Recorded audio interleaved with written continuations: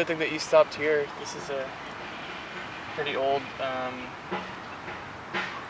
monument to outsider art in terms of Houston, but also in the country. It's pretty well known. But this park, I guess I can tell you about the park.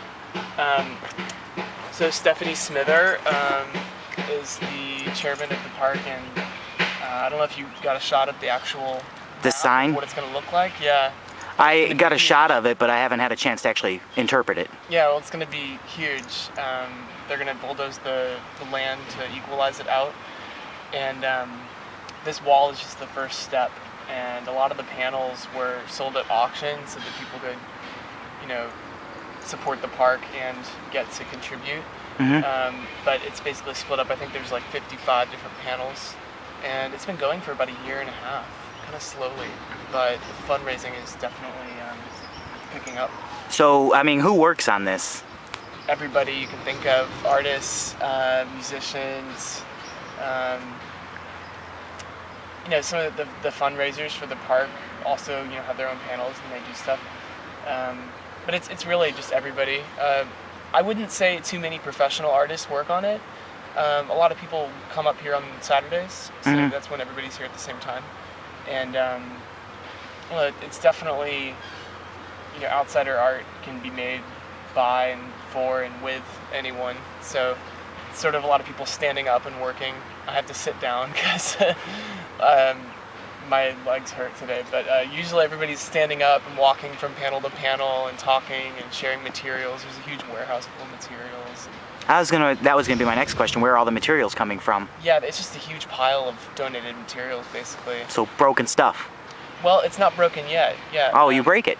Yeah, we choose like for my piece, I wanted like all textured china.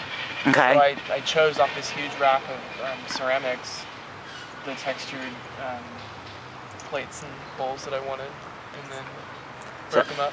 I'm a big fan of what I call junk art, but taking things that would normally be garbage and repurposing them into art. Would you consider this some kind of form of junk art? Well, yeah, I guess. I mean, junk art, I don't know if it's an actual, I've never heard that before. I was an art history major, so I've studied a little bit of... It might be a term I invented. Yeah. But outsider art generally, and visionary art, is art made by, you know, most of the time repurposed materials. But it doesn't really matter what it's made out of. It's mostly made from within. It's different from folk art in that way, where you would learn the traditions of folk art, you know, sort of, I guess, I was talking about before standing up, but folk art you learn on your knees. You learn how to do something like a weaving or something like this. But outsider art you make standing up, and you make in the spur of the moment. So that's what a lot of this is. And some people have, you know, very well composed pieces where they plan out what they're going to do. I sort of, first I made this huge cat because I met this cat this summer, and it like kind of changed my life. So I made this memorial to this cat. And then I made this cockroach because there's like lots of cockroaches around. But it starts with me with just like a simple idea that I just want to see manifested. So be careful I don't dry up while I talk to you. But it can really be anything, you know. I mean, you can see on everybody's panels, people are doing so many different things. It's really cool.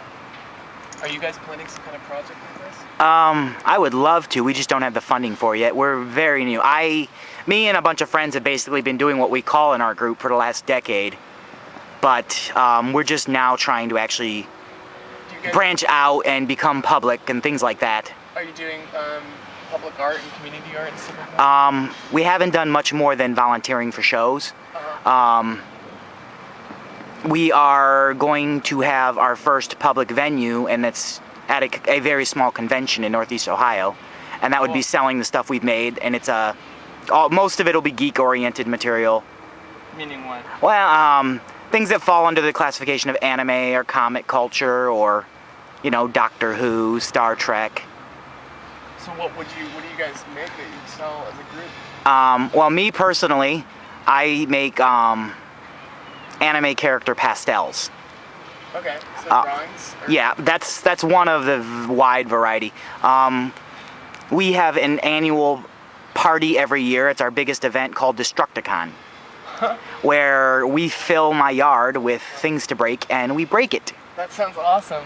It's about the cathartic release and expression of a very pent-up and potentially destructive emotion, but we find ways to turn it into creative action. Cool. So you basically take all the broken stuff and do something with it afterwards too? Sometimes, not usually, just because there's such an overwhelming amount. But what started it was I built a 10-foot cross out of television sets with the help of the group. Oh, that's cool. The weekend they shut down the analog signal, I started building it.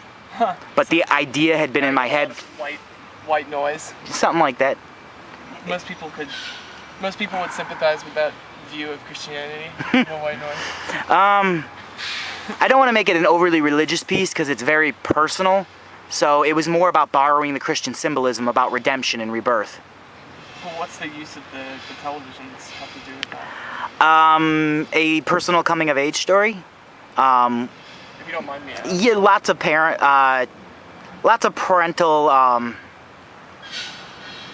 I want to say, not anger, but angst. Very disillusioned with them when I moved out. It was I must leave or I will never have a life sort of a thing. Uh-huh. And for some reason I chose to take out my aggressions on television sets that I could get readily for free that were broken with a sledgehammer. Nice. So it was the beginning of my path to adulthood, was by doing that. And I built this in the aftermath of a divorce I had with the woman that I had moved out with. Ah. So it was in a period of my life I called the Phoenix. Interesting. So, and I had a lot of help, and then I didn't have so much help, as a lot of people lost interest. Yeah, that's happened a little bit here too. I mean, some people have taken that entire year and a half to do, like one tiny segment of see those little wings on that dragonfly.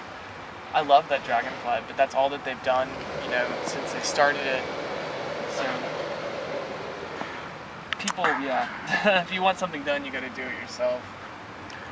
I've been working on this all summer, but I've certainly missed a lot of the work days.